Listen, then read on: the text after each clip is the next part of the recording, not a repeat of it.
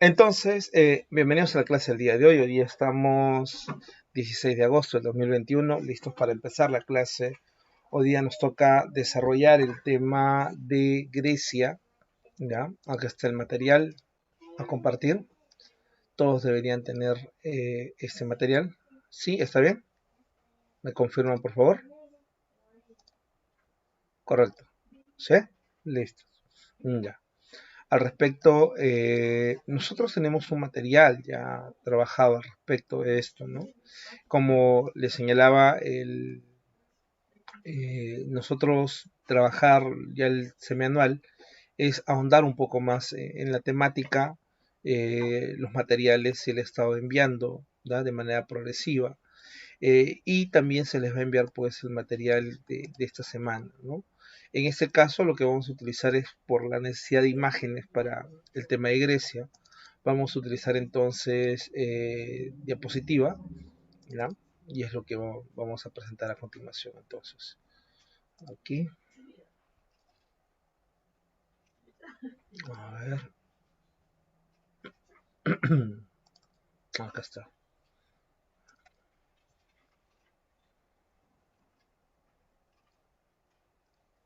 ahí está, listos. Entonces, este es el material a trabajar el día de hoy, ¿correcto? ¿Sí? Algunos deben tenerlo, algunos que no lo tengan, lo voy a enviar, no se preocupen de todas maneras a través de Sumis. Y vamos a trabajar entonces el tema de Grecia, ¿no? Estamos hablando de la cuna de la civilización occidental. La semana pasada, cuando nosotros hablamos de Mesopotamia y Egipto, nos referíamos a aquellas sociedades que representaban de alguna manera los inicios de la civilización mundial, pero en este caso ya nos estaríamos refiriendo a aquella sociedad que prácticamente sienta las bases de lo que nosotros conocemos entonces el día de hoy como civilización. Y bueno, gran parte de lo que es Occidente el día de hoy se ha ido desarrollando a partir de lo que nos dejó el mundo griego. En la antigüedad, no existió un Estado griego, ¿no? De manera unificada. Aquí un Estado griego que uniera a todos, que prácticamente tuviera una capital y dijera, pues este es el mundo griego. No, ¿no? Lo que nosotros conocemos sobre el mundo griego en realidad es un mundo fragmentado, ¿no? Llegará el momento en el cual va a aparecer el llamado Imperio Macedónico, y bueno, el Imperio Macedónico logrará someter a los pueblos griegos, pero no es que todos se identifiquen con Macedonia. Inclusive, los griegos inicialmente entendían a los macedonios como una suerte de grupos bárbaros, porque mientras ellos todavía habían formado polis, gran parte de estos pueblos en la península balcánica y el cercano oriente, al final los macedonios todavía eran un reino, ¿no? Entonces, habían diferencias en torno pues a su organización política, ¿no? Y para ellos era muy importante entender la organización política, las instituciones y fundamentalmente el carácter de la demás ciudadanía.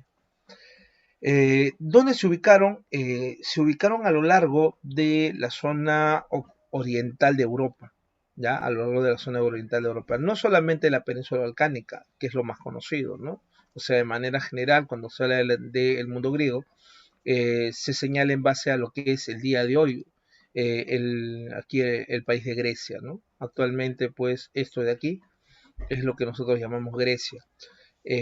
Pero en la antigüedad, si nosotros hablamos de la cultura griega fue dispersa en gran parte de la zona oriental de Europa, inclusive parte del Asia Menor. De ahí que tenemos a la Grecia continental, entre la zona de los Balcanes, la península, y la zona del Asia Menor. Tenemos a la Grecia insular, que es el conjunto de islas en el mar Egeo, sobresaliendo fundamentalmente Creta. La Magna Grecia, que tiene que ver con los reinos que se establecieron hacia el sur de Italia o la península itálica. Todo en conjunto, durante su máximo esplendor, será denominado la Hélade, de ahí que todos en conjunto se denominarán helenos. Si bien es cierto, no existió unidad política, lo que sí existió entre ellos fue unidad cultural. ¿Ya? No hubo unidad política, pero sí unidad cultural. La unidad cultural, ¿ya? La unidad cultural del mundo griego tiene que ver fundamentalmente con su cosmovisión, tiene que ver con la religión. Eh, eh, Esta suerte de identificarse con los llamados dioses olímpicos.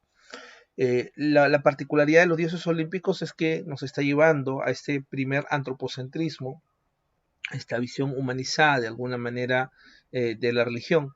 E inclusive algo que comparten todos estos pueblos es esa concepción acerca del destino, ¿no? Nadie puede luchar contra su destino está ya establecido. Esta cuestión de la concepción del destino le era muy beneficioso. ¿Y por qué le era muy beneficioso? Porque al final la cosmovisión del destino permitía legitimar el por qué existía cierto sector aristocrático con grandes beneficios y por qué había gente del común que no alcanzara dichos beneficios, ¿no? Entonces, eso se legitimó a través del destino, ¿no? Y en cuanto a la lengua también es algo que van a compartir estos diferentes pueblos griegos. Más allá de ello, la conflictividad va a ser común entre estos pueblos. Las guerras van a ser una característica de este periodo. Y este periodo terminará pues en medio de estos enfrentamientos o estas guerras que se van a dar en medio de lo que nosotros llamaríamos la edad clásica. Entonces, hay que señalar, si bien es cierto, hablamos de algunas características del mundo griego, gran parte de estas características tienen que ver fundamentalmente, ¿ya? Fundamentalmente con el periodo del mundo arcaico y el mundo clásico. ¿Ya? Hay periodos anteriores, como el periodo prehelénico o el periodo cretomicénico, en la cual en realidad no se domina todo el escenario político. Nuevamente, aquí está, ¿ya? Aquí está cómo está constituido entonces el mundo griego para ese momento. En esa constitución del mundo griego, entonces encontramos una gran fragmentación política. Y si te das cuenta, Macedonia no está incluida dentro de esta autonomía política de los pueblos griegos, ¿no? En esta otra zona, hacia la zona de Oriente, encuentras también algunas islas, algunos territorios continentales que van a formar parte de lo que nosotros también llamaríamos el mundo griego. ¿Por qué se le da tanta importancia a la península balcánica? Porque será en la península balcánica donde se desarrollen dos de los pueblos más importantes del mundo griego. Uno, que es el caso de la península helática, está aquí, y en esa península helática, en un puntito aquí, tienes a Atenas. Y en el otro caso tenemos a todo lo que es la península del Peloponeso, todo esto, y dentro de la península del Peloponeso, en el valle de Laconia, por aquí, tenemos entonces a un puntito por aquí que se llama Esparta. Entonces, estos pueblos van a estar en un proceso constante de expansión. ¿Ya? Entonces ahí están. Otros pueblos, profe, ahí está Beocia, Etolia, Melide, Tesalia, Épiro, Mesenia, en fin. ¿Ya? Entonces son un conjunto de pueblos que se están desarrollando hacia la zona de la península como hacia la zona de las islas, ¿no? Tenemos, por ejemplo, por aquí de repente el caso de Samos, Pitágoras, ¿no? Tenemos el caso de Mileto, Tales. Tenemos el caso del reino troyano, que es un reino previo a lo que va a ser la formación de las polis. El caso de Rodas, en fin. ¿Ya? Entonces todo esto en conjunto es el mundo griego. ¿Cuáles son los aportes de Grecia? ¿Qué aportes nos han dejado? La filosofía es uno de sus grandes aportes. Lo que tú has visto en filosofía, transitar del llamado mitos a logos, que no es una cuestión tan fácil, ¿no? No es que hasta antes tenías un pensamiento fantástico, lo cambiaste por un pensamiento racional y bueno, así, ¿no? Entonces, de la noche a la mañana, los griegos pasaron al pensamiento racional. La pregunta es, ¿y en otros pueblos no tuvieron filosofía? ¿No tuvieron concepción del mundo? ¿No tuvieron una visión un poco más realista del mundo? No, sí, también lo tuvieron, sino que bajo las características, ¿ya? Bajo las características del mundo griego como tal, estas estuvieron mucho más presentes en torno pues a lo que nosotros conocemos como la civilización occidental, ¿no? Entonces, profe, la filosofía como tal es uno de sus aportes. Nació entre el sector aristocrático fundamentalmente. Platón es un aristócrata, el mismo Sócrates tiene el respaldo de sectores aristocráticos, lo mismo que con Pitágoras, con Heráclito, Parménides, ¿no? Entonces hay una suerte de desprecio hasta cierto punto del sector popular, porque se entiende que estos sectores de ninguna manera podrían ir alcanzando el conocimiento que ellos tienen. Por eso que en algún momento vamos a tener un Platón sosteniendo de quiénes deberían de dirigir el Estado, ¿no? Quiénes deberían de gobernar. Y ahí está su visión del llamado rey filósofo, ¿no? Entonces, eso quiere decir entonces que ha habido un sector aristocrático que ha nacido para gobernar. Y la gente del común, bueno, la gente del común ha nacido pues para producir, ¿no? Y en ese carácter se puede sostener y se puede apoyar entonces la llamada esclavitud. Entonces, profe, eso quiere decir que habían filósofos en la antigüedad que apoyaban la esclavitud, claro, de la talla, por ejemplo, del mismo Platón, ¿no? Profe, pero entonces, si ellos son los que desarrollan la filosofía, ¿por qué inclusive en determinado momento le dan mayor importancia a la parte del espíritu, ¿no? ¿Por qué al alma? Este, ese apoyo hacia el alma, hacia el espíritu, tiene que ver fundamentalmente con este carácter pues aristocrático de entender que mientras tú, persona del común, estás viendo la materialidad, estás en el trabajo del día a día, en realidad tu trabajo del día a día, tu trabajo pues de manera manual, no te ayuda a comprender la realidad como tal. En cambio yo, sector aristocrático, ¿ya? Yo que no estoy llevando a cabo esa labor manual, yo que tengo un momento de ocio, entonces tengo la posibilidad de poder evaluar mucho mejor las cosas. Y eso lo estoy desarrollando fundamentalmente en el mundo de las ideas. Entonces, en base a todo ello, yo puedo concluir que la realidad como tal no es la que tú estás viendo. La realidad como tal no está en el mundo material. La realidad como tal está en el mundo de las ideas. Entonces no es un planteamiento nuevo del señor Platón, de alguna manera venía aquí conjugándose en base a lo que señalaban autores del periodo cosmológico. Sócrates también de alguna manera va en esa relación y finalmente Platón lo va a señalar al mundo. Entonces, por ende, no cualquiera podía ser filósofo. Filósofo era aquel que venía fundamentalmente del sector aristocrático porque ese era su destino. ¿Ya? Ese era su destino. Entonces así nació la filosofía, ¿no? Entonces la filosofía en sí viene del sector aristocrático, ¿no? Como tal, ¿no? Poco a poco eso se va a ir ampliando hacia a otros sectores, pero eso va a ser más allá, más en el periodo pues macedónico, ¿no? Eh, en cuanto al teatro, dentro del teatro sobresale fundamentalmente el género de la tragedia, y en el caso de la tragedia, se expresa la conmoción del mundo, esta cuestión pues aquí del destino, ¿no? La frase clásica, matarás a tu padre y te acostarás con tu madre, tiene que ver pues con Edipo Rey y su concepción acerca de que el destino ya está establecido y que tú no puedes ir en contra de tu destino, ¿ok? La humanización de los dioses o el llamado primer antropocentrismo. ¿Por qué es tan importante esta humanización de los dioses? Hasta antes, en el mundo egipcio mesopotámico, lo fundamental había sido, ¿ya? Lo fundamental había sido los dioses que devenían de la naturaleza, ¿ya? Los dioses que devenían de la naturaleza. Dioses más de carácter panteísta, dioses, podemos decirle hasta cierto punto totémicos. ¿Qué quiere decir dioses totémicos? Dioses con forma de animales, dioses que estaban mucho más allá del hombre. Esos dioses no sufren, esos dioses no sienten envidia, no tienen las cualidades humanas, en pocas palabras. Están por encima del humano. ¿Ya? Están por encima del humano. En cambio, cuando nosotros hablamos pues, del mundo griego, le damos una humanización a esos dioses, ¿no? Poseidón se molesta con Odiseo, Zeus no puede contener su apetito sexual, tenemos pues a Afrodita, tenemos pues aquí a Ares, el dios de la guerra, en fin. Entonces, le vamos dando cualidades humanas, ¿ya? Le vamos dando cualidades humanas. Inclusive, ¿ya? Inclusive, el mismo, El mismo Cronos, ¿ya? El mismo Cronos, el, el, el titán, ¿no? El padre de Zeus, cuando en su momento le señalan que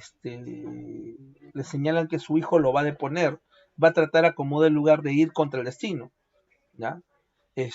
Tiene miedo. Y hasta cierto punto estamos señalando este tránsito hacia el proceso de la llamada humanización de los dioses. Entonces, eso de la humanización de los dioses ha ido quedando hasta el día de hoy. ¿Ya? Es un aporte del mundo griego que de alguna manera nos dice que hasta los dioses, ya, de alguna manera, algunas de sus características van emanando del humano. ¿Ya? Los dioses entonces pueden equivocarse. El humano no es aquí alguien que no se equivoca, se puede equivocarse como tal, ¿no? Entonces, profe, de eso viene entonces que más adelante, cuando aparezca de repente el cristianismo, hay esta visión de Dios Padre, de un Dios que ama, de un Dios que castiga, ¿no? De un Dios que inclusive es celoso con otros dioses, ¿no? O sea, si te ven adorando a Baal, ¿ya? Al dios fenicio, puedes terminar pues aquí, pueden eliminar a todo tu pueblo, ¿no? ¿Ya? Puede mandar a que caiga pues aquí en algún momento pues no sé, que caiga pues llamas, ¿no? Sobre tu pueblo, ¿no? Que de repente lo inunde, o de repente no sé, que simplemente el hecho de desconocer y voltear en algún momento te puedas convertir en una estatua de cera, en fin, ¿ya? En fin, ¿no? Entonces, eso es griego en realidad, ¿no? ¿Ya? Muchas características del mundo griego lo vamos a ver más allá, o de sal, ¿no? En fin. Profe, ya tranquilo, profe, ¿por qué se malea? No, te estoy hablando de un poco del mundo griego, ¿no? Y sus comparaciones con lo que va a ser pues el mundo occidental. Y uno de sus grandes aportes es el carácter del ciudadano. Hasta antes, en el mundo, hasta antes en el mundo aquí en el mundo mesopotámico, egipcio, lo que existe es el llamado carácter del súbdito, ¿no? El súbdito, aquel que simplemente tiene que obedecer lo que establezca pues en su momento la autoridad. En cambio, el ciudadano es diferente, el ciudadano tiene la posibilidad de participar en política, el ciudadano tiene la posibilidad de construir el Estado, ¿ya? Entonces, esa es su posibilidad, ¿no? De ahí que lo utilice o no lo utilice es otra cosa. Entonces tiene esa facultad, ¿no? Tiene la facultad de la participación política que está de alguna manera relacionada a su carácter nobiliar. ¿Por qué está relacionado a su carácter nobiliar? Porque si tú le preguntas a un ciudadano ateniense por qué ciudadano, él te va a decir porque yo desciendo de ciudadanos atenienses. Lo mismo que un ciudadano espartano. Yo soy desciendo de ciudadanos espartanos. Entonces, el que tú hayas nacido, por ejemplo, en Esparta, no te convierte en ciudadano espartano.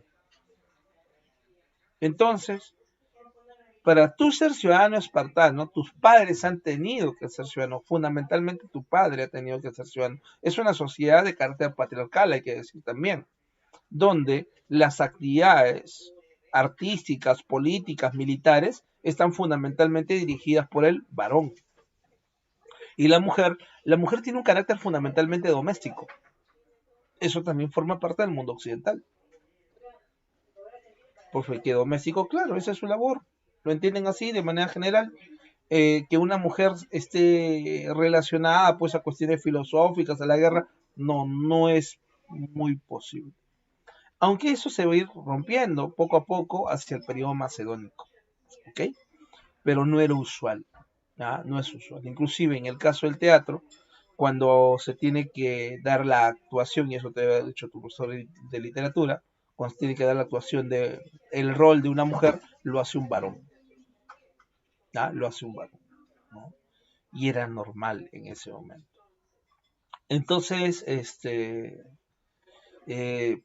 está bien, pero más allá de eso, el predominio es patriarcal, ¿ya? Y eso ha venido en pregunta de examen de admisión, ¿no? Hay un predominio patriarcal. Entonces, yo soy ciudadano porque mi padre ha sido ciudadano, pero yo solamente puedo ser ciudadano de mi ciudad. ¿ya? No puedo ser ciudadano de Atenas si soy ciudadano de Esparta. No puedo ser ciudadano de Esparta si soy ciudadano de Corinto. O sea, tengo que ser ciudadano de mi ciudad. ¿Ok? Entonces, por eso la frase más adelante de un señor que se llama Aristóteles sobre que el hombre es un animal político, ¿ya? Y racional. Político porque vive en poli, ¿ya? La poli es su identidad, ¿ya? Entonces eso forma parte del mundo griego en aquel momento. ¿Qué más? Otro aporte importante será la llamada democracia. La democracia lo que va a hacer es incorporar a nuevas personas a la política, a ejercer la ciudadanía. Esta ampliación se va a dar en el caso de Atenas. ¿Ya? Esto es de Atenas fundamentalmente. ¿Cómo se dio? Lo vamos a ver pues en el caso de Atenas, ¿no? La democracia ateniense. Que dicho de paso es una democracia participativa, ¿no? ¿Qué quiere decir, profe, democracia participativa? Participativa quiere decir que hay un cuestionamiento constante a las autoridades, los ciudadanos como tal están vigilando a las autoridades, ellos no han votado por la autoridad, lo que han hecho es, dentro de todos los ciudadanos, un grupo, ¿ya? Un grupo de ellos se ha propuesto para ser autoridad, y al proponerse para ser autoridad, entonces se ha tenido que jugar al azar y uno de ellos se ha convertido pues en la gran autoridad. Claro está, previo filtro, ¿no? ¿Qué quiere decir previo filtro? Quiere decir que si tú te has propuesto para ser autoridad, entonces por lo menos va a haber un tránsito, un conjunto de días en las cuales va a salir todo lo que tú has hecho en tu vida, ¿ya? Todos los cuestionamientos van a salir en ese momento. Y luego de esos cuestionamientos vamos a ver si vas a continuar en la carrera política. Por eso se dice que en el caso del mundo griego, más que la confianza en la autoridad, era la desconfianza en la autoridad. De ahí se partía. ¿Ya? Yo desconfío de que la autoridad ya sea realmente aquí lo mejor para que me represente como autoridad. Entonces, ¿qué hacemos? Entonces, que él se proponga, que él salga por el azar, pero siempre va a estar vigilado. E inclusive, así llega al máximo poder, ¿ya? Al máximo poder, va a seguir siendo vigilado. Porque el poder no está en manos del representante, el poder está en manos de los ciudadanos. Eso es como se maneja la ciudadanía participativa en el mundo griego. En el Perú te aguantas pues a tu congresista, a tu presidente, ¿ya? Por 5 años, por 3 años, o hasta que la vacancia lo diga, ¿no? O hasta que cierren el Congreso, en fin, ¿no? Ya, es lamentable. Ahora, alguien podría decir, ¿no? ¿Qué ingobernabilidad en el Perú, ¿no? Hay gente que está pensando en cerrar el Congreso, hay otros que están pensando en vacar al presidente.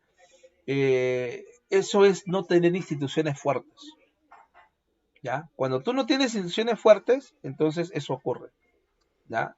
Ocurre esa inestabilidad, esa debilidad, se expresa esa debilidad de las instituciones y nos trae inestabilidad política y todo ello. ¿Ok? ¿Sí? Ahora, uno diría, no, profe, pero ¿cómo es posible que el Perú haya llegado a esto? No, no, no, no. A ver, apartándonos un poco del mundo griego, ese es algo natural en el Perú. O sea, eso no es algo nuevo, no. Si nosotros vamos a la historia del Perú, es algo natural, es algo normal. La normalidad del Perú es la debilidad de las instituciones. ¿Ya? La característica del Perú es el autoritarismo. Siempre debería ser así. Eso, otra cosa es que es lamentable lo que ocurre en el Perú y eso tiene que ir cambiando, sí. Por lo menos en estos últimos 20, 30 años, algunas cosas han ido cambiando. ¿Ya? Hay algunas cosas, ¿no? O sea, no todo es totalmente malo, no es que hemos regresado al pasado, pero esta incertidumbre me expresa simplemente debilidad de las instituciones. Entonces, ¿qué tendríamos que hacer? Lo que tenemos que hacer es darle sustento, ¿no? Mayor respaldo a las instituciones. Y para tener mayor respaldo, entonces, más que confiar, ¿ya? Así, ¿no? Simplemente confiar en mi representante sería primero desconfiar. Profe, pero yo desconfío, pero regalas a veces tu voto, pues, regalas a veces tu voto. Ya sea por una galleta, ya sea por un frugos, ya sea por un tupper, un calendario, no sé, pero lo regalas. Entonces, ahí estás confiando. Lo que tienes que hacer es, ya, profe, se come dignidad, ya, pero bueno, ¿no? Entonces, ahí está. Continuemos, continuemos aportes. A nivel de su religión, es una religión de carácter humanística, ¿ya? Y en esta religión de carácter humanística, entonces los dioses van asumiendo progresivamente lo que nosotros llamamos las cualidades humanas, ¿ya? Eh, Ahí están los dioses. Continuamos. Arquitectura. En cuanto a su arquitectura, tenemos tres tipos de columnas. El orden dórico es un orden inicial, el orden jónico es un orden un poco más complejo y el orden corintio, ¿no? Que es la complejidad con algunas influencias orientales inclusive. El orden dórico, ¿ya? Se caracteriza por, ¿ya? Prácticamente en este caso no tiene base, es de un fuste mucho más angosto, ¿ya? O de un fuste, digo, mucho más ancho, digo, no angosto, sino más ancho, y es lo justo y necesario, ¿no? ¿Ya? La parte del capitel, ¿ya? La parte superior. En el caso del jónico, sí tenemos una base. Tenemos por aquí un capitel mucho más adornado. Y el más adornado de todos ellos lo encontramos en el caso del orden, el orden corinto, ¿no? ¿Ya? O corintio. Al igual que la base. Eso lo encontramos aquí. ¿Ya? Todo esto hecho en mármol. Y la más clara expresión de ello está, por ejemplo, en el caso del Partenón. En el Partenón griego, por las características ya señaladas hace un momento, entonces tenemos un fuste mucho más amplio, mucho más ancho. No encontramos una base por aquí. Lo que sí encontramos es lo justo y necesario en la parte superior para sostener el techo. Esto tiene que ver con una columna de estilo dórico. ¿Ya? Y está claramente el estilo dórico. Y aquí, ¿qué estilo encontramos en el Ectión? ¿Qué estilo? ¿Cuál es el estilo que está ahí? El estilo jónico, ¿no? Claro, de repente no vemos la base, pero sí vemos la parte superior, ya el adorno en la parte del capitel, ya en el caso del Erección. Y en el caso del templo de Zeus, está claramente expresado el estilo corintio, ¿no? Entonces, esos son los restos del llamado templo de Zeus. Entonces, esas son las grandes obras en su momento del mundo griego antiguo que me expresan los tipos de columnas, ¿ya? Los tipos de columnas. En el caso de la escultura, ¿ya? A nivel de escultura, encontramos entonces una escultura de carácter nuevamente humanística, o de carácter antropocéntrica, donde el centro de todo es lo humano. Lo humano no solamente por la figura humana, sino lo humano porque es en torno al hombre que vamos a empezar a buscar o encontrar lo que va a ser la belleza. ¿Ya? La belleza se encuentra en lo humano. La belleza se encuentra en la mano de la simetría. La belleza ya está expresado en estos jóvenes que están participando en las llamadas Olimpiadas. Ejemplo de ello, el Discolo de Mirón. Pero también, en el caso de esta escultura, ya expresamos el movimiento, ¿no? A diferencia de lo que había sido el mundo, bueno, esto es el mundo clásico, periodo arcaico y clásico, a diferencia de otro momento, ¿no? A ver, por aquí, acá, ya. Y podemos ver el caso de los curos. Vamos a poner los curos, Grecia. Ajá. Imagen. En el caso de los curos, imágenes, que se representa también lo humano, ¿ya? Son esculturas humanas, aquí representaciones humanas, pero son construcciones rígidas, ¿ya? son construcciones rígidas, similares a los que había en su momento en el caso de la escultura egipcia. Escultura egipcia. En la escultura egipcia también encontramos nuevamente esa característica, ¿no? La rigidez. ¿Ya? Ahí está, la rigidez. Entonces, esa es la característica del mundo antiguo, del mundo oriental.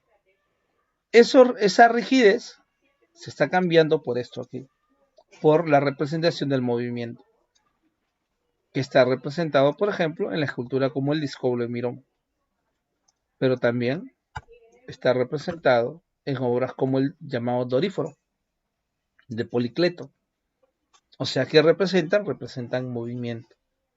Además de eso, ya en torno al hombre se establecen divisiones. ¿Ya? Divisiones. ¿Para qué, profe, divisiones? Establecer qué cosa, la llamada simetría. Simetría, profe, claro. ¿Para qué establecer la simetría, profe? Yo puedo hacer de alguna manera una contabilidad a nivel de sus a nivel de sus proporciones, y en base a sus proporciones encontrar entonces la belleza ideal. La belleza ideal no está simplemente en que es un humano, sino en sus formas matemáticas inclusive. ¿Ok? Entonces, eso lo encontramos en Policleto, en la búsqueda del canon griego, la búsqueda de la belleza ideal a través de la simetría. Profe, pero ¿por qué está desnudo? Bueno, la desnudez es algo normal en el mundo antiguo. O sea, ¿por qué tenerle miedo a la desnudez? No, profe, porque lo desnudo es cochino, es sucio. No, no, es natural. Profe, pero ¿y por qué está chiquito? Hace frío, ¿no? Simple, ¿no? Tenemos ahí el caso de Heracles de Farnesio, ¿no? Nuevamente representando movimiento, ¿no?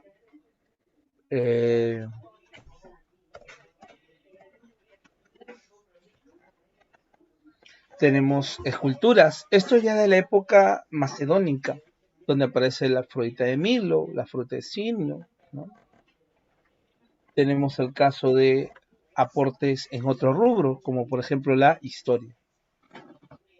En la historia tenemos los llamados 9 libros de la historia, que es en la cual se va a relatar las llamadas guerras médicas, el enfrentamiento entre los griegos y los medos persas.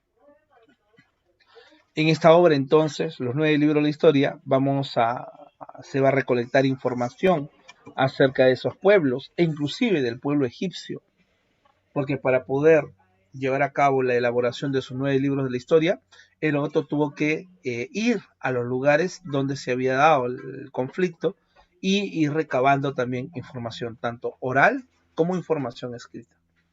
¿Ya? Entonces eso lo encontramos en el caso de Heródoto. Tucídides nos va a relatar la historia de la guerra del Peloponeso, que es el otro gran conflicto de la Edad Clásica. A nivel de la literatura tienes la tragedia, Esquilo, Sófocles, entre otros. Proceso histórico. En cuanto al proceso histórico, encontramos entonces nuevamente, en un inicio, solamente a Creta. En un inicio, Creta. Hasta que en algún momento, desde la región peninsular, vamos a ver la aparición de Micenas, ¿ya? Los micénicos. Pero en un inicio, Creta. Creta, en su momento, logró la hegemonía sobre gran parte del mundo griego, las zonas costeras de la península balcánica y las islas que estaban en el mar Egeo.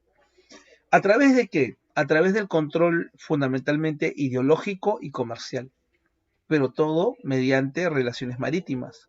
De ahí que se señale que en el caso de Creta desarrolló una economía y política hasta no de carácter talasocrática. ¿Qué quiere decir profeta talasocrática? Gobierno del mar. Entonces vayamos a la parte inicial. 1. La edad heroica. o también conocida como la edad cretomicénica, ¿ya? La edad heroica o cretomicénica. En ese periodo encontramos entonces, en primer lugar, el desarrollo de Creta. Creta representa todavía los orígenes del mundo griego, representa la etapa de la revolución urbana, la aparición de las primeras ciudades. Ciudades como por ejemplo Knossos, Faestos, representan la revolución urbana en aquel momento. El gran investigador Arthur Evans llegó a la conclusión de que en Creta no se construyeron murallas. Es por eso que señala que la guerra no fue algo esencial en el mundo cretense. Eh, y cuando cae Creta, ¿ya? Cuando cae Creta, al final algunos de la élite cretense, del sector aristocrático cretense, tuvieron que huir ya hacia la zona oriental. En el caso de Creta, tenemos un gobierno monárquico, ya hay es una monarquía. Al monarca se lleva la denominación de Minos, ya de ahí viene pues el término pues de minoico, o más adelante pues de hablar del minotauro. En cuanto a su religión, todavía tenemos el culto al toro, un culto de carácter totémico. Eso quiere decir entonces que los dioses con características humanas y todo ello no estaban presentes todavía en el periodo cretense. No, o por lo menos no eran los predominantes, no eran los que en ese momento eran fundamentales en el mundo griego. No, lo fundamental en ese momento era el culto al toro. Ahora tú debes recordar el culto pues al Minotauro, o por ahí la leyenda del Minotauro, en la cual el Minotauro pues es un ser al cual se le tiene que enviar ofrendas, ya humanas, sacrificios humanos cada cierto tiempo. Se tiene que tributar a Creta, eso representa el gran poderío Creta que tenía en ese momento. Pero, ¿qué va a pasar? Finalmente, un pueblo militar desde la zona de la península balcánica lanzará su invasión a Creta. Y ese pueblo militar que va a lanzar su invasión no es otro que Micenas. ¿Ya? Ahí encontraremos entonces a Micenas. Entonces Micenas invade Creta. Los micénicos también son llamados los aqueos. Ya a partir de Micenas, ya a partir de Micenas, podemos ir encontrando algo esencial. Ya en Micenas podemos decir que se va encontrando esta suerte de podemos decirle de pueblos, ¿ya? De pueblos que van apuntando fundamentalmente, ¿ya? Pueblos apuntando más a lo militar. Si Creta representaba la edad de cobre, la edad de bronce. En el caso de Micenas representa la edad de cobre. Bueno, uno es de cobre, que es el caso de Creta, y aquí es la edad de bronce, ¿no? El bronce es la aleación del cobre y, y el estaño para que el metal sea mucho más duro para poder utilizarlo en la fabricación de armas en este contexto. Ahora, Micenas, ubicación, los Balcanes, es un pueblo ya hasta cierto punto, podemos decirle, donde poco a poco se va introduciendo estas deidades de carácter humanizado. De ahí que es posible que la trascendencia del llamado mito, ¿ya? O la leyenda del Minotauro, tenga que ver también con esta transición. O sea, finalmente Teseo, que viene de la zona de la península, logra derrotar al Minotauro, y a partir de ese momento lo que estamos expresando es que finalmente se ha impuesto una sociedad sobre otra, ¿no? Ahora, en cuanto a las guerras de invasión, ¿no? Creta invade no solamente, Micenas no solamente invade Creta, sino que también va a invadir a Troya. Troya era un reino que se había ido formando a partir de aquellos cretenses que huyeron hacia Oriente ante la invasión de los micénicos, ¿no? ¿Dónde vemos eso? Eso lo vemos aquí. Acá está. Entonces, por aquí nuevamente regresamos al mapa. Aquí encontramos a Troya, ¿ya? Por aquí hacia la zona oriental, occidental, vamos a encontrar un pueblito que se llama Micenas, por aquí. Y Micenas se enfrentará entonces a Troya. ¿Por qué, profe? Porque ambos van a querer controlar el comercio en este mar y también hacia la zona del llamado Mar Negro. Entonces las disputas en ese momento comerciales marítimas son los que hacen que se enfrenten los troyanos y los micénicos.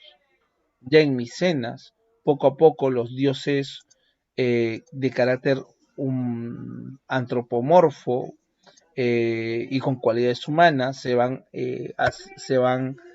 consolidando. ¿Okay? Entonces eso lo encontramos ya en Micenas. Por eso se dice, ¿no?, que realmente la llamada Guerra de Troya, si bien es cierto en el género literario, se señala que es una guerra en la cual se enfrentaron por el control, uno aquí, ¿no?, por Helena, la mujer más hermosa, Agamenón, París, Aquiles que se presenta, Héctor y todo ello. En realidad es más literario y recuerda que inclusive ni siquiera es una obra literaria o no es una obra por escrita, es simplemente cánticos, recordando, añorando pues lo que había sido pues estos procesos de expansión, ¿no? Pero que ni siquiera se van a difundir en esta época, que se van a difundir hacia la época de declive. A nivel cultural, el gran investigador de la sociedad micénica será el señor Schallemann, y algunas expresiones arqueológicas de esta época son el pórtico de los leones y la llamada máscara de Agamenón. Finalmente llegamos a lo que se le denomina la Edad Oscura. ¿Y qué es la Edad Oscura, profe? Es la etapa de crisis. Es la etapa en la cual un conjunto de pueblos, desde la zona entre el cercano oriente y la zona pues de Asia, entonces van a ir desplazándose y aquí van a tener un gran impacto sobre Europa, sobre Asia e inclusive hacia la zona del cercano oriente, un poco en África. ¿Ok? Entonces aquí estamos hablando de estos grupos indoeuropeos. En el caso de los Balcanes, estos grupos indoeuropeos que van a ingresar son los dorios, los jonios, los eolios.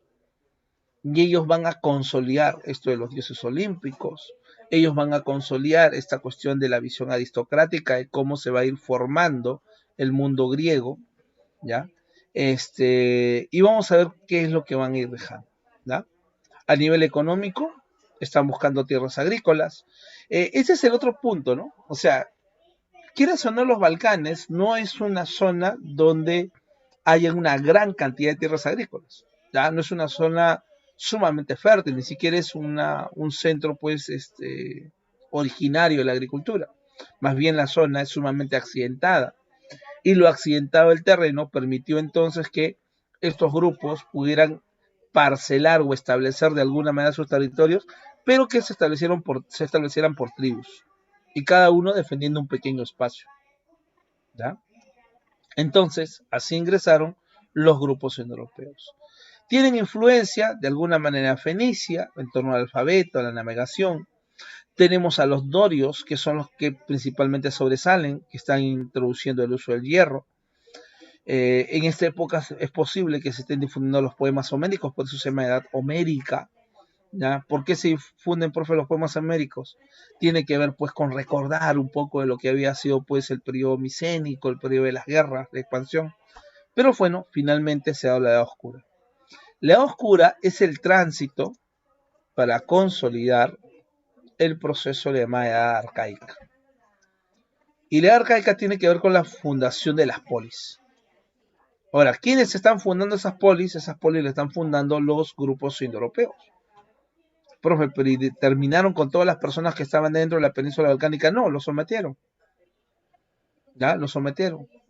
Ahora ellos serán los fundadores de esas ciudades-estado. Esa formación de las ciudades-estado fue como consecuencia del cinecismo. Inicialmente, lo que tenemos es un conjunto de tribus indoeuropeas que están buscando protección, que están buscando organizarse. La primera forma de organizarse fue estableciendo reinos, estableciendo un monarca, alguien que los protegiera. Con el tiempo, al final se dieron cuenta que no necesitaban pues al monarca, lo que necesitaban era aquí no la creación de instituciones fuertes a través del control de los llamados ciudadanos. A esto le llamamos las polis. Entonces, las polis en sí son polis aristocráticas, donde si tú le preguntas a uno de estos ciudadanos, ¿por qué tú eres ciudadano? Él te va a decir, porque así es, porque es mi destino, ¿ya? Porque mis padres fueron ciudadanos, yo soy ciudadano, simple. Yo no tengo por qué explicarte más. No, pero yo también podría llegar a ser ciudadano. No, no, pero yo también, si yo también tengo dinero. ¿Quién te ha dicho que el dinero te hace ciudadano? ¿Quién te ha dicho que la riqueza te hace ciudadano? No, pero mira, yo tengo la gente de alguna manera me respalda y todo. Sí está bien, todo lo que tú quieras, pero tú no eres ciudadano. No has nacido ciudadano, no puedes ser ciudadano. Se acabó. Eso es una cuestión aristocrática. O sea, por más, ¿no? Como le decía alguno, ¿no? Por más que tu papá sea el rey de los yucos, igualito, no eres ciudadano, simple. Por más que tengas plata como cancha, no eres ciudadano, se acabó. Eso no está en discusión, ¿ya? Es tu destino, ¿no? Entonces, nuevamente, el destino, nuevamente la figura del destino, lo que hace es legitimar todo esto. Pero eso va a cambiar un poco en el caso del mundo ateniense, ¿no? Vamos a ver cómo va a cambiar más adelante. Entonces, ¿qué es la poli? La poli es una ciudad-estado. ¿Qué quiere decir ciudad-estado? Una ciudad que tiene su autonomía, que es su característica, ¿no? Tiene autonomía, tiene sus propias instituciones, tiene sus propias leyes, ¿sí? Tiene sus propias autoridades. En esa ciudad, aquí en esa poli existen ciudadanos, existe la ciudadanía. ¿Todos son ciudadanos? No. Ya te dije, tienes que haber provenido del ciudadano. Profe, pero sí había un grupo de personas que eran ciudadanos. Sí. Por eso que más adelante, cuando Comte hable sobre esto, va a decir, este era el gobierno de pocos. Pasamos del gobierno de uno al gobierno de pocos. Sí. Hasta antes uno era el gobernante, era el monarca. De ahora en adelante pasamos al gobierno de pocos. ¿De quién es, profe? De los ciudadanos, del sector aristocrático. Ahora, pero no va a ser suficiente con los territorios que han logrado en la zona de la península balcánica. Poco a poco, la estabilidad hasta cierto punto de las polis va a permitir, ya esa estabilidad, un crecimiento demográfico. El crecimiento demográfico hará entonces que cierto sector aristocrático empiece a empobrecerse. Algunos inclusive terminaron como esclavos debido al empobrecimiento. Entonces, eso obligó a que los nuevos sectores, ya las nuevas generaciones, ya no buscaran simplemente su estabilidad en torno a la península balcánica.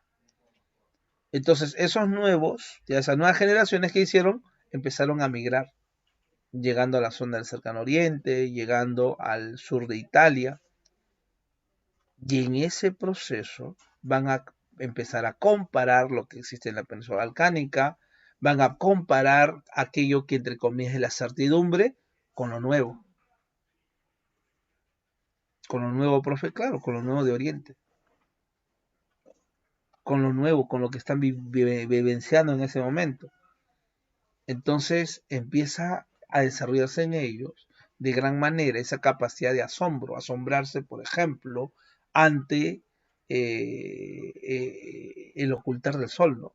Entre comillas, el sol se oculta de las aguas, pero si el sol es calor y el agua, entre comillas, ¿no? El sol es fuego y el agua termina con el fuego, entonces ese fuego en algún momento se apaga. Entonces, ¿qué ocurre? ¿Por qué aparece nuevamente? De repente el sol no se oculta en el agua. De repente simplemente es mi percepción. Entonces yo necesito una explicación que ya no sea solamente fantástica. Yo necesito que sea una explicación lo más real posible. Y estoy pasando progresivamente de mitos a logos. Esa transición lo vamos a ver con un señor que se llama Hesiodo en la Teogonía, donde sí es cierto hay elementos todavía del pensamiento mágico, pero también hay elementos del pensamiento realista. Pregúntale eso a tu profesor de filosofía. Entonces, en esa edad arcaica aparecerá la filosofía. ¿Qué es lo primero que va a tratar de explicar el hombre? Va a tratar de explicar de dónde viene todo cuanto existe. De dónde viene todo cuanto existe. De dónde nació todo. Del agua, de la tierra, ¿ya? Del aire, de las homemerías, del número, de 4 elementos, en fin. Entonces, eso es el periodo cosmológico que está en la formación de esta llamada edad arcaica. ¿Ok? Los nuevos lugares a donde se ha llegado son pues las llamadas polis.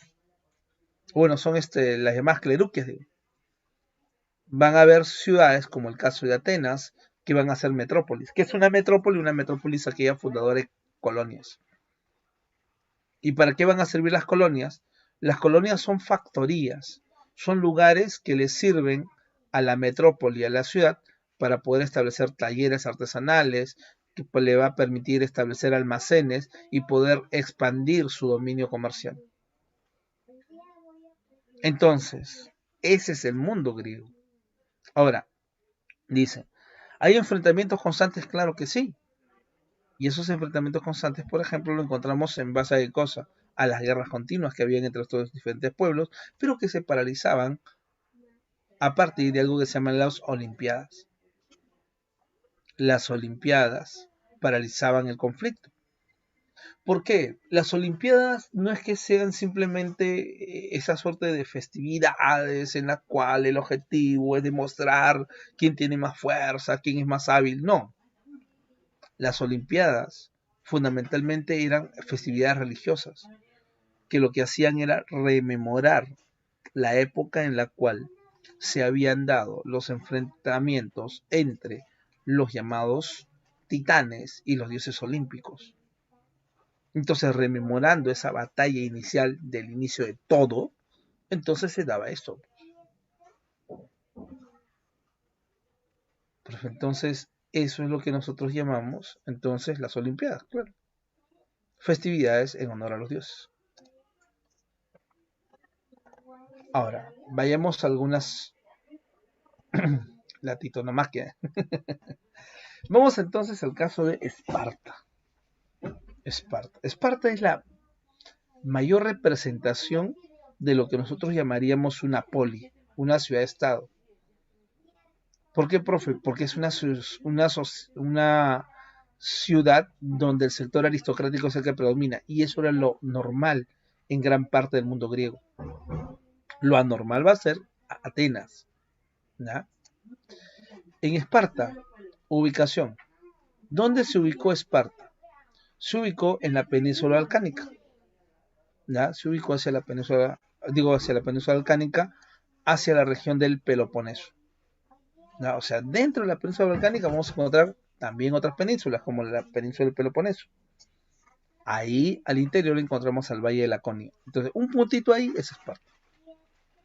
A nivel económico, sobresalió, en el caso de ellos, la agricultura y la guerra.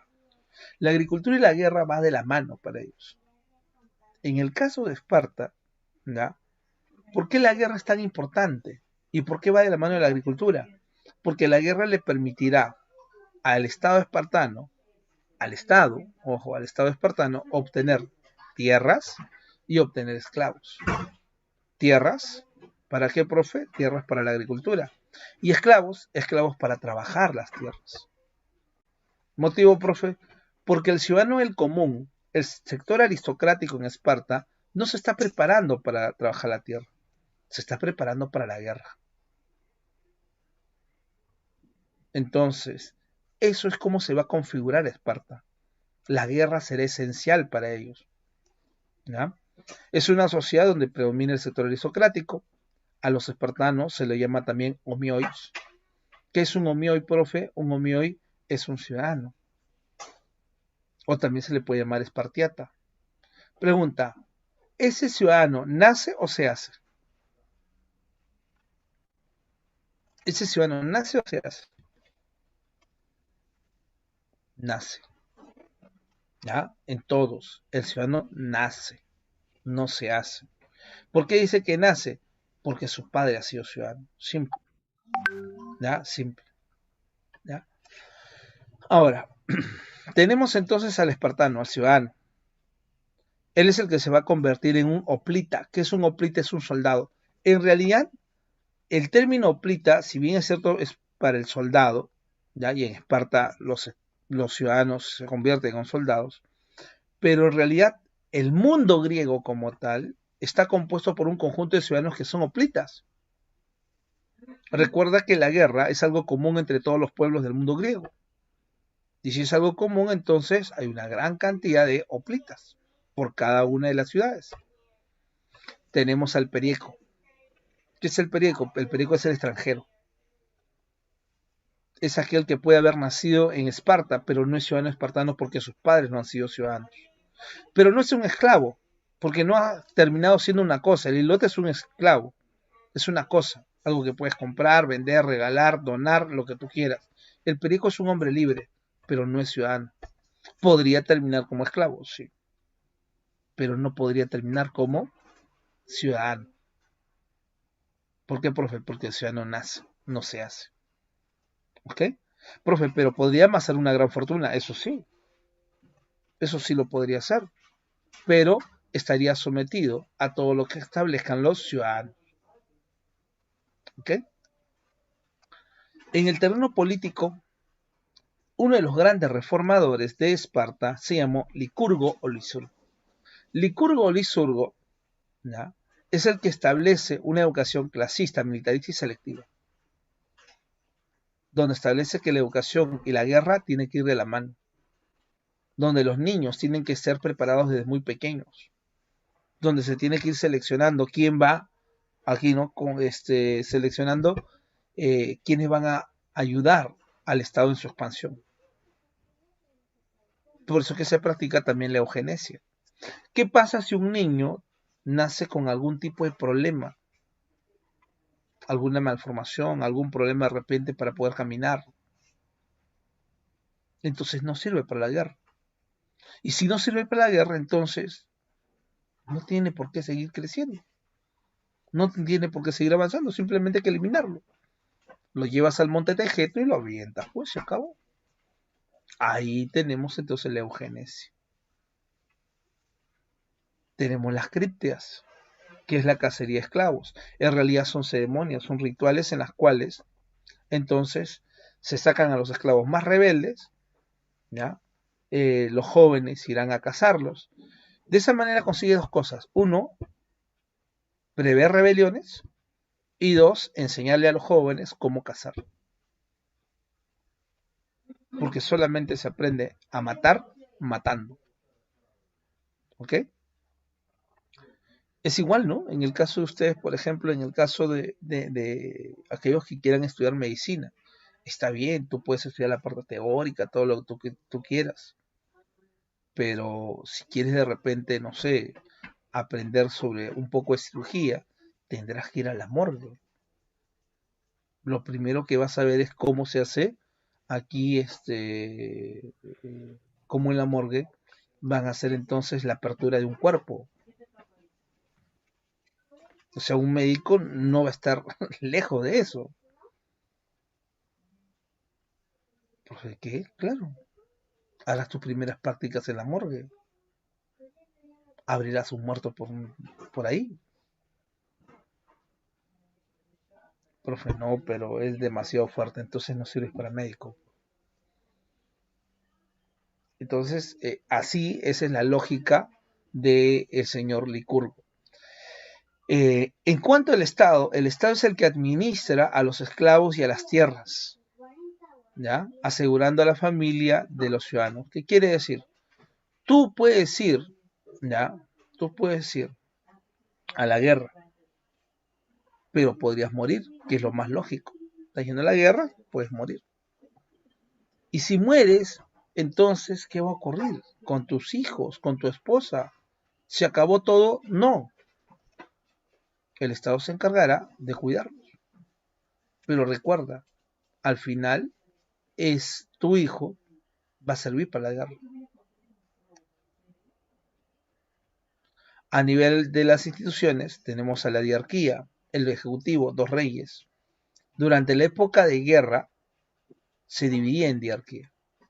En épocas de paz, ¿ya? Solamente estaba dividido fundamentalmente en Jerusia, que es el Consejo de Ancianos, el poder legislativo, los éforos, que es el poder judicial, la peya, que es la Asamblea Popular. Pero en época de guerra, la diarquía empezaba a funcionar. Un rey militar y un rey religioso. Ahí tienes al señor Leónidas. Pero ¿quiénes están fiscalizando a esos reyes? Estos señores, los éforos. ¿Ya? Los éforos.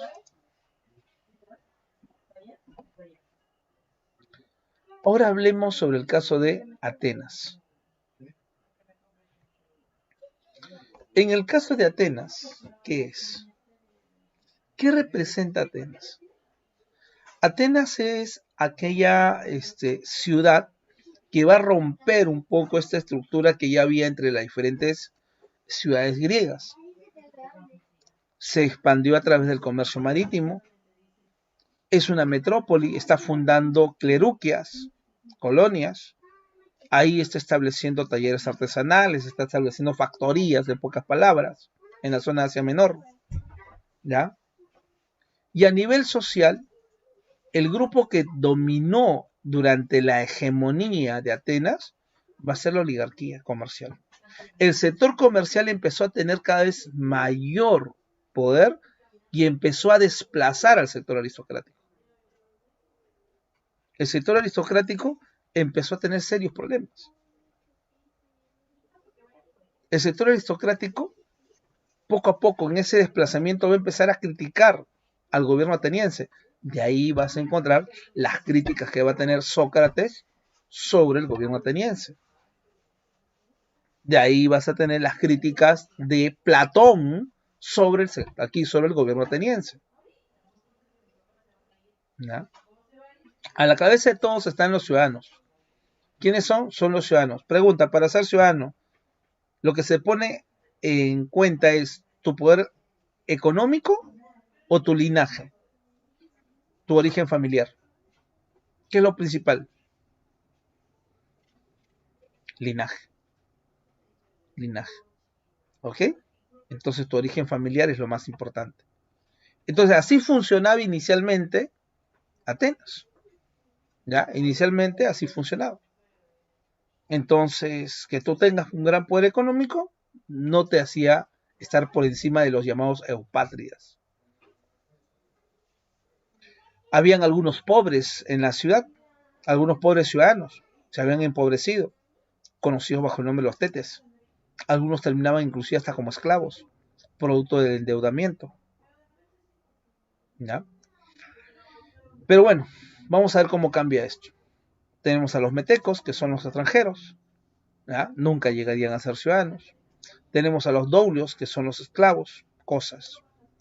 Y a nivel de las instituciones tenemos el arcontado, el arconte, que es un poder ejecutivo, la bule, que es el poder legislativo, el que elabora las leyes, el aerópago, que es el poder judicial. ¿Ya? Cuando hablamos del aerópago, el poder judicial, también puedes hablar del llamado del tribunal de las Eliastas o Eliasitas, que es un poder judicial de menor rango. Pero bueno, tenemos ahí el aerópago. Tenemos a la eclesia, que es la asamblea, que es la institución de mayor poder, ¿ya? Durante la democracia.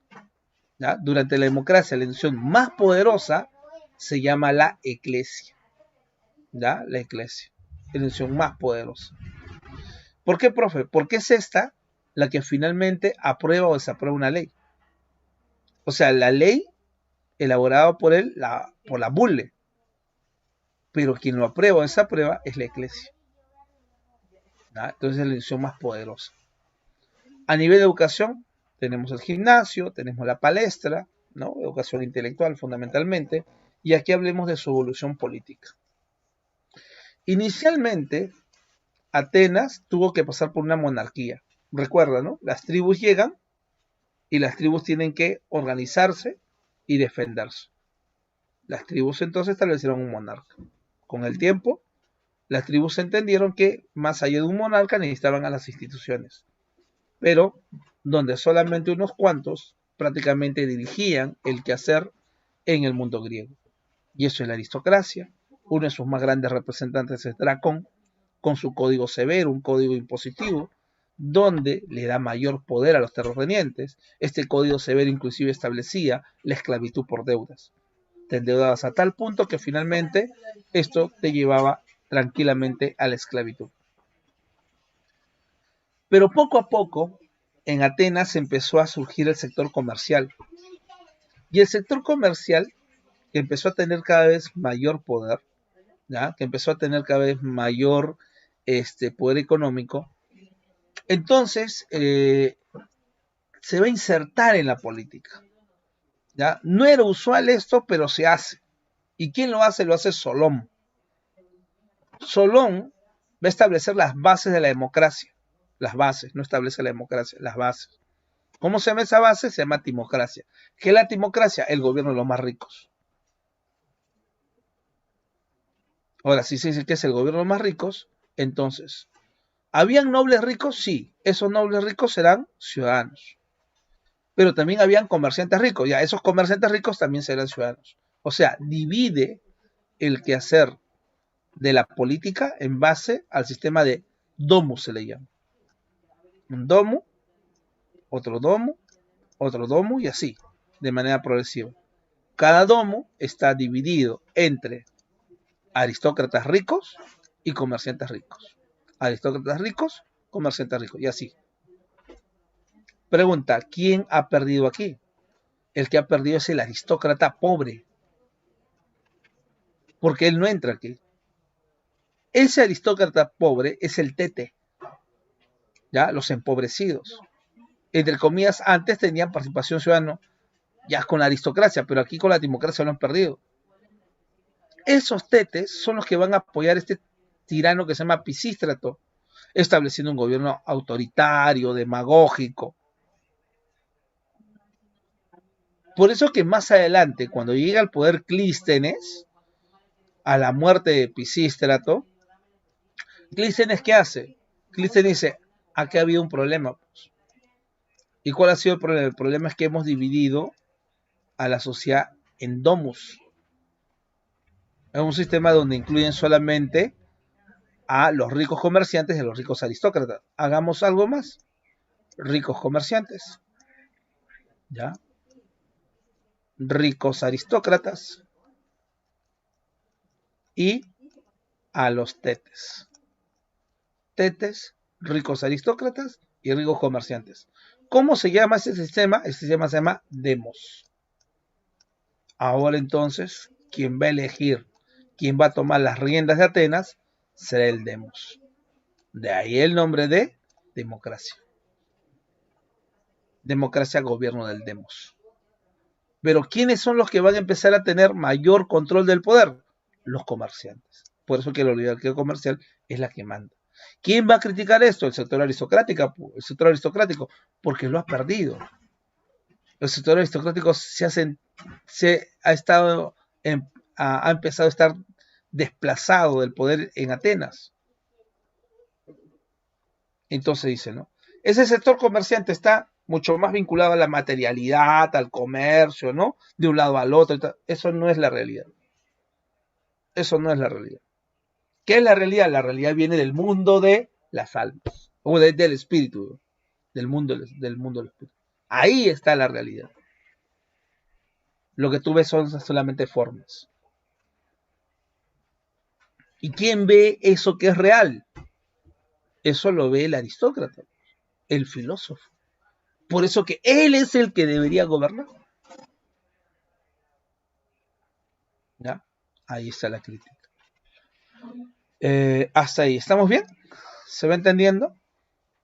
Le estoy agregando algunas cositas a que por una cuestión de tiempo no se puede señalar en un ciclo anual.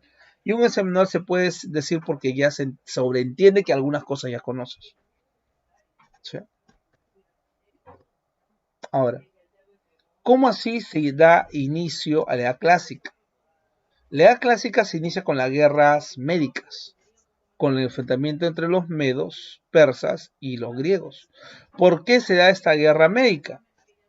El imperio persa está en un proceso de expansión. Para el imperio persa lo más importante es controlar las diferentes rutas comerciales. Y el imperio persa ha estado llevando a cabo su expansión fundamentalmente sobre este lugar, sobre la zona del Cercano Oriente.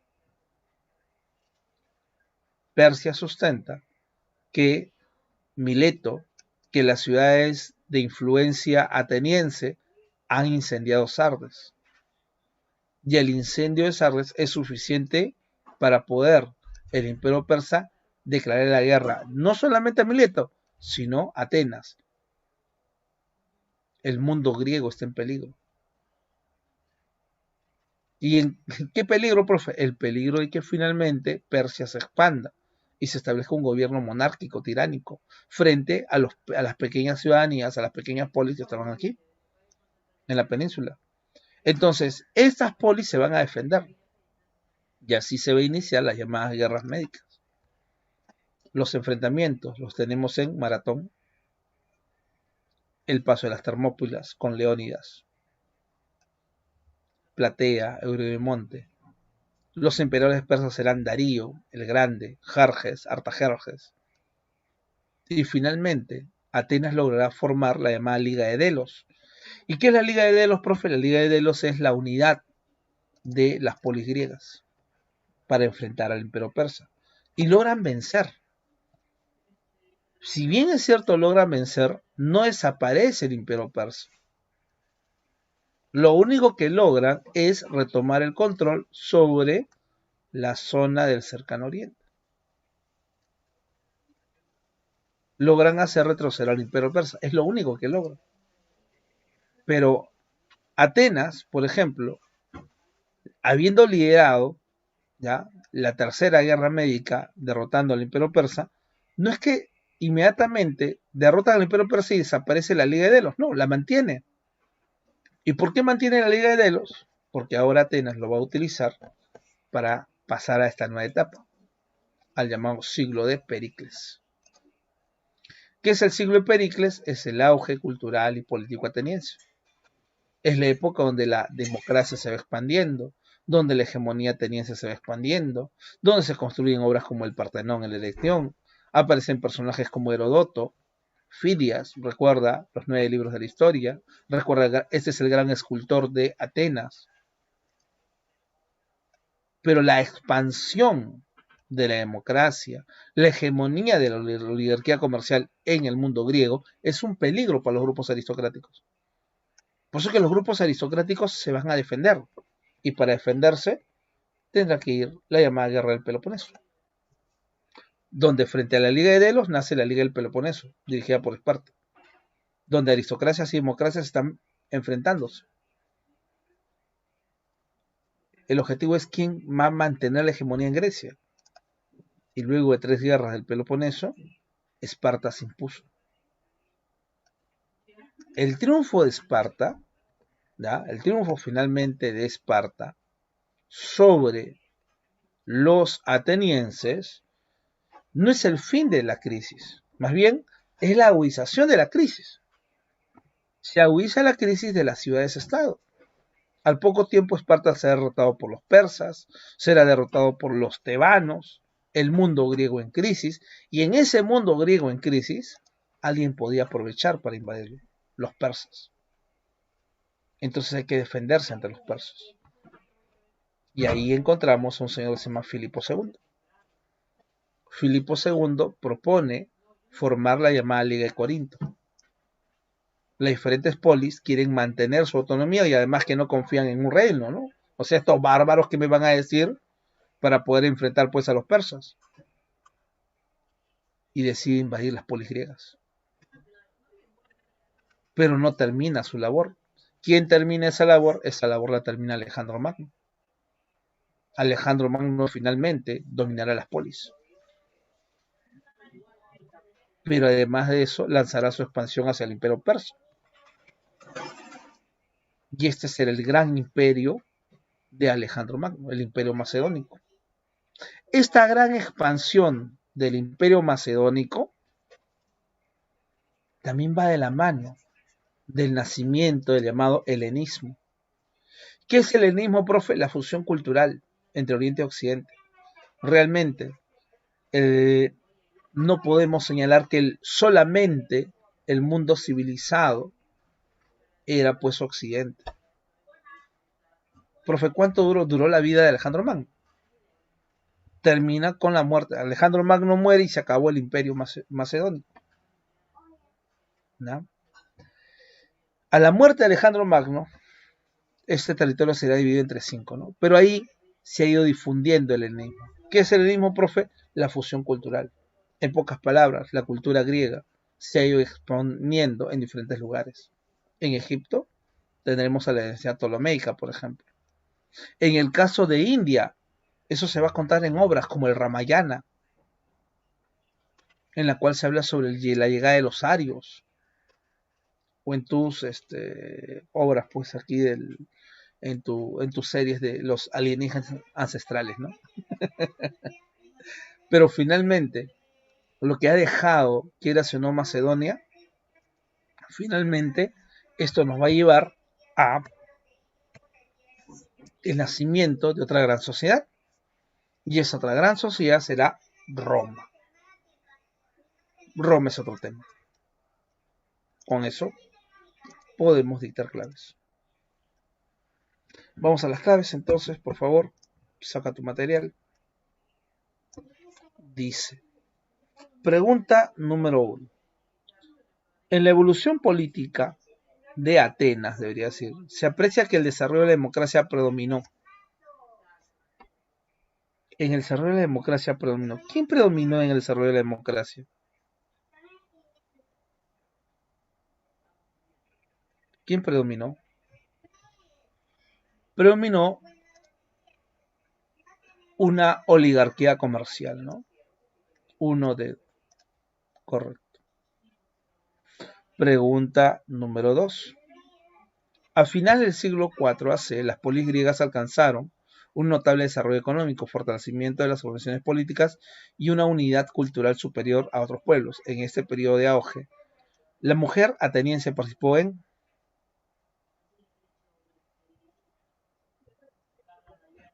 ¿En qué participó? ¿Recuerdas? Te dije. Claro, para el mundo griego, el ámbito doméstico. Beso. No estoy de acuerdo, profe, voy a tirar mi piedra. Tírale su piedra, no te preocupes. 3. A fines del siglo IV, en el Imperio Persa, el Imperio Persa invadió la zona del Asia Menor, dominando a las polis griegas, ahí establecidas como Mileto, Efeso y Esmirna, y organizó en esta zona una provincia o satrapía cuya capital fue Sardes, la misma que fue incendiada por la rebelión de las polis griegas sometidas que se rebelaron contra los persas con ayuda de Atenas y Eretria en 499 a.C. de nuestra era. Esto provocó el inicio de las guerras médicas, en las que el imperio persa pretendería invadir a las polis griegas de Occidente, que pusieron en riesgo su dominio pues en el Asia Menor. 3 casos. 4. Durante el periodo de la historia de Atenas, conocido como siglo de Pericles, había dos grupos de poder económico antagónicos. La antigua aristocracia terrateniente, afectada por los impuestos cobrados para mantener a las tropas de las guerras médicas, y el sector comercial, beneficiando con dominio de rutas marítimas después de las guerras contra Persia. Pericles apoyó las intenciones del segundo grupo, los comerciantes. ¿Mediante qué apoyó a los comerciantes? Mediante una política exterior expansionista, ¿no? Se expandía la democracia, se expandían las rutas comerciales también. 5. Durante el auge cultural que vivió Atenas en el gobierno de Pericles, listo. Una cantidad de intelectuales iban a Atenas que ofrecer sus servicios, siendo considerados en la categoría social. A ver. Me dice que están llegando a Atenas, ofreciendo sus servicios. La pregunta es, ¿eso quiere decir entonces que estos no son originarios de Atenas? No pueden ser eupátridas en Atenas. ¿Qué son entonces? Son metecos. 6. Una de las razones que llevó a un grupo de polis griegas a participar en las guerras del Peloponeso fue dar fin a la hegemonía de Atenas. Avión. 7. La hegemonía espartana en los Balcanes se inició luego de su victoria en la guerra del Peloponeso, pero fue una victoria efímera, ¿no? Al poco tiempo fue derrotada. 8. Uno de los principales aportes de Grecia a la civilización occidental es la organización política conocida como la democracia, según la cual todos los ciudadanos tenían acceso a los cargos públicos. Todos tienen acceso. Tú te podías proponer, de ahí a que llegaras a ser autoridad es otra cosa. Al final, tenías que confiar en qué, en la suerte. Ya tiraban los dados y podías, por los dados, ser autoridad. 9. El Partenón fue una de las principales expresiones artísticas de la arquitectura griega, del estilo. ¿Qué estilo tiene el Partenón? Dórico. La coalición griega liderada por Atenas venció a los persas y tenía como centro de operaciones a la isla de, ¿cómo se llama? Delos, ¿no? La Liga de Delos. 11. La cacería de esclavos o criptias en Esparta tenían por objetivo, ¿para qué llevar a cabo las criptias? Mantener el control directo sobre el levantamiento de esclavos, pues, ¿no? Dedo. 12. Las guerras que dieron a partir de la sublevación de Mileto durante la historia de las guerras se denominaron, durante la historia de Grecia, se llaman guerras médicas, pues, ¿no? Dedo. 13. La arquitectura griega cultivó los siguientes tres estilos: jónico, dórico y corintio. Casa. 14. La cultura griega ha dado aportes importantes para el desarrollo de la cultura occidental. Uno de los más importantes es el teatro, expresión que surgió. ¿Cuándo surgió? Tiene que ver junto con la filosofía, junto con la aparición de los ciudadanos, de la poli, y todo eso tiene que ver con el periodo arcaico, pues. Y es cierto, ¿no? Está relacionado a fiestas dionisíacas. ¿Para qué, profe? Son estas festividades de largo tiempo, ¿no? En las cuales entonces se van relatando los grandes acontecimientos, se va expresando a través de obras artísticas, en fin. 15. Las polis griegas surgieron en el periodo arcaico como consecuencia de las guerras entre los diferentes pueblos por el control territorial, lo que condicionó que una vez surgidas las polis,